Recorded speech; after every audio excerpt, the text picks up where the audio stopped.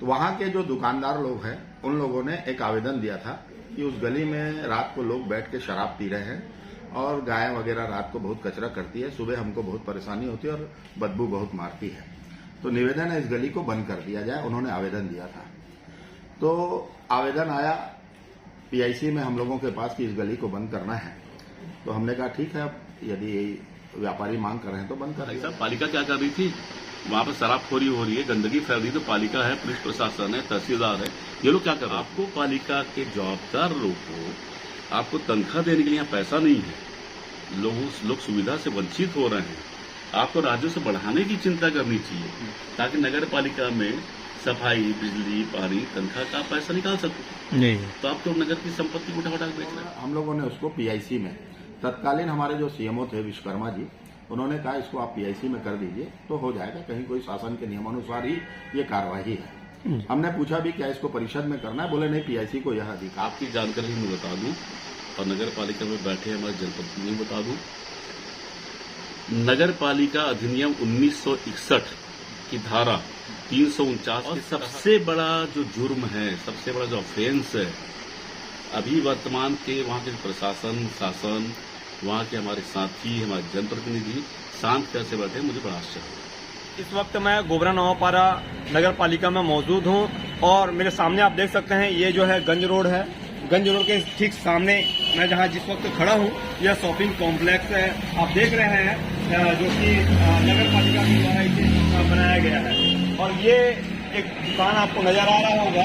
इस दुकान की नगर पालिका क्षेत्र अंतर्गत लोगों के द्वारा जो है विभिन्न प्रकार की चर्चाएं चल रही हैं। यह चर्चा का विषय बना हुआ है। यह जो है 4 बाई 10 का यह दुकान चर्चा का विषय बना हुआ है, जिसको लेकर जो है लोग तरह तरह की जो है बात कर रहे हैं। और समझ सकते हो कि यह जो पूर्व में गली हुआ करता था, जिसे अब जो है दुकान के रूप में परिवर्तित कर दिया गया है और आवंटित भी नगर पालिका के द्वारा कर दिया गया है। लेकिन एक बात समझ से परे है कि नगर पालिका के द्वारा इसे तय नियमों के तहत क्या इसे आवंटित किया गया है या नहीं किया गया है, यह आने वाले समय में जरूर देखा जाएगा। आइए जानते हैं यह जो दुकान जिसे आवंटित किया गया है, उस दुकानदार इस मामले को लेकर क्या कहते हैं, सुने पूरी बात। इसमें तो ऐसा हुआ था कि यहाँ पे एक गली था, उसमें गंदगी बहुत ज़्यादा था। इसमें रात में नशेड़ियों का, जुआड़ियों का अड्डा बना हुआ था, यहाँ पे जमावड़ा था पूरा, और लोग बाग परेशान भी थे। यहाँ पे कस्टमर भी आते थे, वो लोग भी परेशान थे। तो उसमें जो अपना ये चाल वाले हैं सब मिलजुल के 1-2 बार शिकायत भी किए थे और लास्ट टाइम आवेदन भी लिए थे इसको गली को बंद किया जाए करके। और उसके बाद मैं खुद एक एप्लीकेशन दिया, आवेदन दिया वहाँ पे कि जीवन यापन के लिए मेरे को जगह चाहिए करके, और पालिका में दिया था उसको। उसके बाद में फिर कुछ दिन बाद मेरे को वो एक लेटर आया कि आपको कार्यालय में फीस 50,000 जमा करना है। कितना हजार? 50,000 ऐसे करके। तो फिर मैं उसको 50,000 को जमा किया। उसके बाद कुछ दिन बाद फिर आवंटित वाला 50,000 आवंटित वाला जो फिर कागज है मेरे को बुला के फिर बोले, अच्छा आपके नाम से अलाट किया गया है, जीवन यापन के लिए आवेदन लगाए थे आप जी। ऐसे करके इस बारे में चर्चा चल रही है कि इसमें सेटिंग वगैरह हुआ है, किसी और को पैसा वैसा देने की बात चल रही है, तो ये क्या कितना सही है? नहीं है, पूरा गलत है। भाई लोगों का कुछ भी कुछ बोल देते हैं, बोलने में तो कुछ नहीं रखा है। लेकिन ऐसा कुछ नहीं है, किसी को 1 रुपया नहीं दिया गया है। क्या नाम है भैया? टीकाराम साहब। ठीक। जैसे कि आपने सुना कि संबंधित जो जिसे दुकान आवंटित किया गया था, वह जो है दुकानदार स्पष्ट रूप से ये कहना है कि पालिका जो प्रक्रिया के तहत उन्होंने यहाँ पे राशि जमा की थी, जिसको लेकर उन्होंने अपनी बात रखी। आइए जानते हैं और इस मामले को लेकर जो है वर्तमान में पालिका अध्यक्ष धनराज मध्यानी का इस विषय को लेकर क्या कहना है। देखिए, वहाँ जो पुरानी पहले नेताजी होटल थी, वहाँ पर बाद में कॉम्प्लेक्स बना और कॉम्प्लेक्स के बीच से एक छोटी सी गली थी पीछे जाने के लिए। वैसे उस गली की वहाँ आवश्यकता नहीं थी, क्यों बनाई गई थी उस समय के लोग बता पाएंगे, क्योंकि पीछे जो शौचालय है वहाँ जाने के लिए पर्याप्त रास्ते हैं, वहाँ पर बहुत बड़ी दूरी नहीं है उसकी। तो वहाँ के जो दुकानदार लोग हैं उन लोगों ने एक आवेदन दिया था कि उस गली में रात को लोग बैठ के शराब पी रहे हैं और गाय वगैरह रात को बहुत कचरा करती है, सुबह हमको बहुत परेशानी होती है और बदबू बहुत मारती है। तो निवेदन है इस गली को बंद कर दिया जाए। उन्होंने आवेदन दिया था, तो आवेदन आया पीआईसी में हम लोगों के पास कि इस गली को बंद करना है। तो हमने कहा ठीक है, अब यदि व्यापारी मांग कर रहे हैं तो बंद कर दिया जाए उसको करके। इसी बीच हमारे कुछ साथियों ने कहा कि वहां पर कोई यदि छोटा मोटा कोई चाय दुकान ये चलाना चाहे तो चला सकता है, जिससे कि एक लोगों को आय भी हो जाएगी और गली भी बंद नहीं हो, कहने का मतलब नगर पालिका को एक आय भी हो जाएगी। तो बाद में किसी ने एक आवेदन दिया, जानकारी मिली कोई मोबाइल वाला आवेदन दिया है, मैं नाम तो नहीं जानता, मोबाइल वाले ने आवेदन दिया है और उन्होंने निवेदन किया है कि मैं बेरोजगार हूं, मेरे पास कोई जगह नहीं है और इतनी शक्ति भी नहीं है कि मैं कहीं पर दुकान खरीद सकूं। तो यदि वो गली को मैं बना लूंगा, सामने शटर मैं अपने पैसे से लगा लूंगा, यदि मुझे आप अनुमति दें, जो छोटी मोटी राशि आप बोलेंगे हम जमा कर देंगे नगर पालिका में, तो फिर हम लोगों ने उसको पीआईसी में, तत्कालीन हमारे जो सीएमओ थे विश्वकर्मा जी, उन्होंने कहा इसको आप पीआईसी में कर दीजिए तो हो जाएगा, कहीं कोई शासन के नियमानुसार ही ये कार्यवाही है। हमने पूछा भी क्या इसको परिषद में करना है, बोले नहीं पीआईसी को यह अधिकार है। तो हम लोगों ने पीआईसी में उस पर 51,000 रुपया, 50,000 या 51,000 रुपया जमा कराने के लिए कहा और हमने कहा जो भी उचित साइज के हिसाब से किराया आता हो।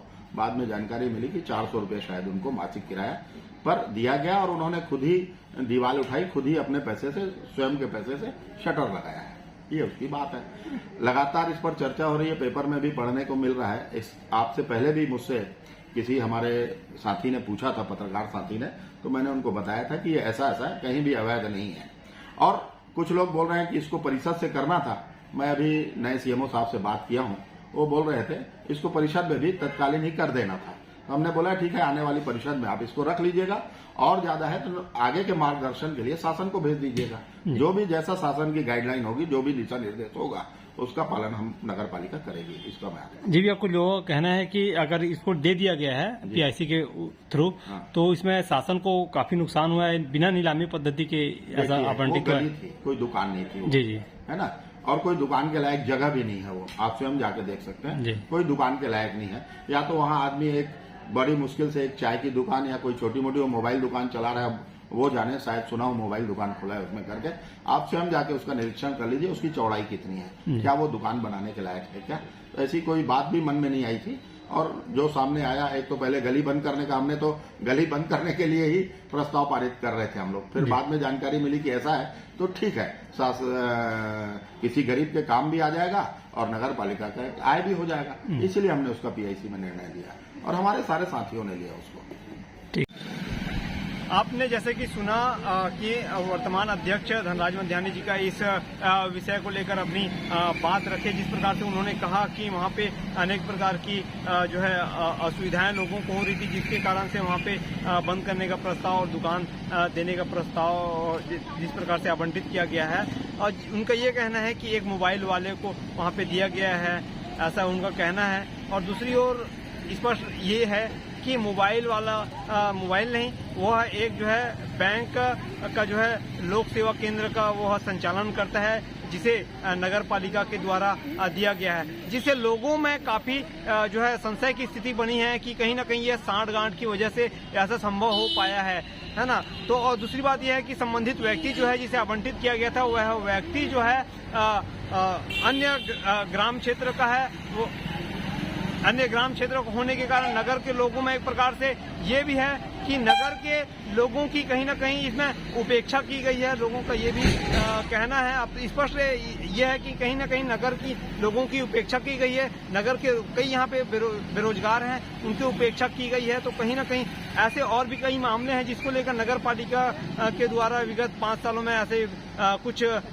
गरीबों के लिए यहाँ तो कोई व्यवस्था नहीं की गई है। हमें स्पष्ट रूप से आप देख सकते हैं मेरे पीछे, नगर पालिका के पीछे 11 कॉम्प्लेक्स है, अभी तक से उसका कोई निराकरण नहीं निकला है। हम उस विषय पर नहीं जाना चाहते, लेकिन ऐसा बहुत सारा मामला था। लेकिन नगर के लोगों की उपेक्षा स्पष्ट रूप से इस मामले को लेकर देखी जा रही है। अब देखने वाली बात यह है कि क्या यह मामला कहां तक जाता है। लेकिन वहीं आपको बता दें कि इस मामले को लेकर जो है वर्तमान अध्यक्ष जी का ये कहना है कि पीआईसी की बैठक में पास करने के बाद इसे फिर से आने वाले समय में सामान्य बैठक, लेकिन दो टाइप की बात यहाँ पे विरोधाभास वाली बात उनके द्वारा किया जा रहा है। और साथ ही आपको बता दें कि जब इस प्रकार से अगर पूरी प्रक्रिया के तहत हो जाने के बाद दुकान को आवंटित कर दिया जाना था, लेकिन ऐसा नहीं हो पाना एक प्रकार से नगर पालिका की क्या लापरवाही कहा जाए या अनियमितता कहा जाए, यह तो जांच का विषय है। लेकिन आइए जानते हैं इस मामले को लेकर पूर्व अध्यक्ष विजय गोयल जी का इस मामले को लेकर क्या कहना है। देखिए, बस स्टैंड में प्रियदर्शनी बस स्टैंड की एक योजना ही थी मध्य प्रदेश सरकार के समय में। उस समय वहाँ पर सारे जो लोग थे, छोटे व्यापारी थे, गुमटी वाले, ठेला वाले, ढाबा वाले, उनके लिए इंदिरा गांधी प्रियदर्शनी के नाम से एक व्यवसायिक कॉम्प्लेक्स बनाया गया था। बाद में फिर भारतीय जनता पार्टी सरकार आई छत्तीसगढ़ शासन में, तो उन्होंने एक सुलभ शौचालय की योजना चालू किया था। सुलभ शौचालय मैं समझता हूँ नवापारा में चारों दिशाओं में 4 सुलभ शौचालय बने थे, लेकिन एक बस स्टैंड का ही सुलभ शौचालय ऐसा था कि वो ईमानदारी से चल रहा था और लोगों को बहुत काम आ रहा था। आने जाने वाले जो यात्री हैं उनके लिए काम आ रहा था, आसपास के जो व्यापारी हैं उनके लिए काम आ रहा था। तो उस समय के हमारे इंजीनियर थे बिहार साहब। मौके पर हम लोग जाकर के उस सुलभ शौचालय निर्माण के साथ साथ हमने बगल की गली को छोड़ा था। वो गली को छोड़ने का उद्देश्य ये था कि सुभाष चौक के जो व्यापारी वो भी शॉर्टकट उस गली से आ जाए और शौचालय का लाभ ले। लेकिन यदि आप बता रहे हैं कि उस गली को पीआईसी की बैठक में लेकर के किसी अन्य को दे करके वहां दुकान निर्माण हो गया है, तो इसका मैं घोर निंदा करता हूं, मैं इसकी घोर विरोध करता हूं। आपने उस गली को किसी और को दे करके सुभाष चौक के जो रहवासी जो व्यापारी है जो उसका फायदा सुलभ शौचालय का उठा रहे थे, उनके साथ भी आपने धोखा किया। सीधी बात है। और सबसे बड़ा जो जुर्म है, सबसे बड़ा जो ऑफेंस है, अभी वर्तमान के वहां के प्रशासन, शासन, वहां के हमारे साथी, हमारे जनप्रतिनिधि शांत कैसे बैठे, मुझे बड़ा आश्चर्य। मैंने भी सुना था आपके प्रिंट मीडिया और सोशल मीडिया के माध्यम से कि ऐसे ऐसे वहां पर यह अनियमितता हो गई है। आपकी जानकारी मैं बता दूं और नगर पालिका में बैठे हमारे जनप्रतिनिधि बता दूं, नगर पालिका अधिनियम 1961 की धारा 349 के तहत फी देने का अधिकार नहीं है। यदि पीआईसी में ही रख करके उस संपत्ति का दुरुपयोग किया गया है तो ये सरासर गलत है। इसके पीछे एक जुर्म बन सकता है। नगर पालिका के अधीन कोई भी जमीन संपत्ति का पूरा निर्णय लेने का अधिकार परिषद को। यदि उन्होंने परिषद में लेकर परिषद को बिना विश्वास में लेकर के यह कृत्य किया है तो ये बहुत बड़ा एक ऑफेंस है। इसकी जांच होनी चाहिए और हमारे वहां जो जवाबदार प्रतिनिधि बैठे हैं उनको इस मामले में आगे आना चाहिए और सीधा जाकर के नगरीय प्रशासन में इसकी शिकायत करनी चाहिए। जी भैया, इसमें कई लोगों का ये आरोप है कि इसमें राजस्व का बहुत हानि हुआ है, इस पर क्या कहना है? सीधी सी बात है। जो प्रक्रिया टेंडर में की जानी थी। सीधी सी बात है। जी। नहीं, टेंडर क्यों करोगे आप? हाँ। आपके लिए वो जो गली जो छोड़ी गई है लोगों की सुविधा के लिए छोड़ी गई। जी। वहाँ पे ये बताया जा रहा है भैया, जो गली छोड़ी गई थी वहाँ पे असामाजिक तत्वों के द्वारा जो है शराबखोरी और गाय बैल के द्वारा गंदगी किया जा रहा था, इसी कारण से बंद किया गया है। तो भाई साहब, पालिका क्या कर रही थी? वहाँ पर शराबखोरी हो रही है, गंदगी फैल रही है, तो पालिका है, पुलिस प्रशासन है, तहसीलदार है, ये लोग क्या कर रहे थे? जो चीज सुविधाओं मान लीजिए हमने उद्यान बनाया, उद्यान के अंदर में जाकर लंदर फंदर हो रहा है, शराब हो रहा है, जुआ हो रहा है, सट्टा हो रहा है, तो उस उद्यान को बनाने का मकसद क्या है? आपने पब्लिक की सुविधा के लिए बनाया। तो शासन प्रशासन नाम की कोई चीज होती है नहीं इनको रोकने के लिए। और आप बात कर रहे हैं राजस्व के नुकसान की, राजस्व ने बहुत बड़ा नुकसान किया है नगर पालिका का। इसमें जांच होनी चाहिए और जांच में ये पता होना चाहिए। मैंने सुना है कि मात्र 51,000 रुपए में उस व्यक्ति को दे दिया गया, तो कलेक्टर रेट क्या है वहां का वो पता करवाइए। कलेक्टर रेट के आधार, जमीन के कलेक्टर रेट के आधार पर ही तो आप कोई खरीदी बिक्री करोगे। और फिर आपने लॉन्ग लाइफ उसको दे दिया है कि 3 साल की वृद्धि, किराया वृद्धि बोलते 3 साल में रिन्यूअल की बात किया है कि 10 साल में बात किया है। आपने किराया क्या तय किया है? किराया तय करने का भी एक तो गुणा भाग होता है, एक नियम होता है, एक पैमाना होता है कि इसको क्या किराए में हम दें। जैसे बस स्टैंड में जो पूरे व्यवसायिक परिसर बने जी हमारे समय का, उसकी हर 3 साल में रिन्यूअल होता है और हर 3 साल में उसके 5%, 7%, 10% किराए में वृद्धि होती है। तो ये नगर पालिका का राजस्व ईयर बाय ईयर आपका बढ़ते चलेगा। जी आपको पालिका के जवाबदार लोग को आपको तनख्वाह देने के लिए यहाँ पैसा नहीं है, लोग सुविधा से वंचित हो रहे हैं। आपको राजस्व बढ़ाने की चिंता करनी चाहिए ताकि नगर पालिका में सफाई, बिजली, पानी, तनख्वाह का पैसा निकाल सको। जी तो आप तो नगर की संपत्ति को उठा के बेच रहे हैं। क्या कार्रवाई की जानी चाहिए? अरे कुछ नहीं, सीधा सीधा यहाँ के जो सीमो है, हर उसको इतनी अकल होनी चाहिए, उसको थोड़ा सा आगे आना चाहिए। ठीक है, वो ऐसा बोल के पल्ला नहीं झाड़ सकते कि मेरे समय का नहीं है। जी आप समझ रहे हैं जी बात? आप प्रशासनिक लोग हो, आपके नाक के नीचे मान लो कोई गलत काम हो गया है तो तुरंत आपको कार्रवाई करनी चाहिए, तुरंत जांच करना चाहिए और उसके बाद यदि ऐसा नहीं होता है तो आप जैसे जागरूक लोगों को सीधा नगरीय प्रशासन सचिव से जाकर मिलना चाहिए। जैसे कि इस मामले को लेकर पूर्व पालिका अध्यक्ष विजय गोयल जी का इस मामले को लेकर जो है नियमों का हवाला देते हुए उन्होंने अपनी बात रखी और पूरी तरीका से इस प्रक्रिया को लेकर गलत बताया और नियम के विरुद्ध बताया। तो आप समझ सकते हैं कि कहीं न कहीं वो भी पालिका में अपना कार्यकाल दिए हुए हैं और वर्तमान में अभी जिस प्रकार से काम किया जा रहा है, जिसको लेकर उन्होंने अपनी बात रखी, तो कहीं न कहीं विरोधाभास वाली बात यहाँ पे निकलकर सामने आ रही है। अब आने वाले समय में ये देखा जाएगा। और हाँ, एक सबसे बड़ी बात यह है कि इस विषय को लेकर जो है विपक्ष के द्वारा इसकी भूमिका कहीं न कहीं संदिग्ध नजर आ रही है, क्योंकि विपक्ष के द्वारा इस मामले को लेकर प्रतिक्रिया नहीं दिए जाने के कारण जो है इस विषय को लेकर प्रतिक्रिया नहीं दिए जाने के कारण विपक्ष की भूमिका संदेह के रूप में लोगों के सामने नजर आ रही है और यह संदेह बना हुआ है कि यह जो है विपक्ष इतने बड़े मुद्दे को लेकर क्यों शांत बैठा हुआ है, यह समझ से परे है। अब आने वाले समय में ये देखा जाएगा कि आखिर इस विषय को लेकर क्या कार्रवाई उच्च अधिकारियों के द्वारा की जाती है और नगर पालिका में इसकी सामान्य परिषद में इसकी क्या प्रक्रिया सामने निकल कर आती है, आने वाले समय में देखा जाएगा।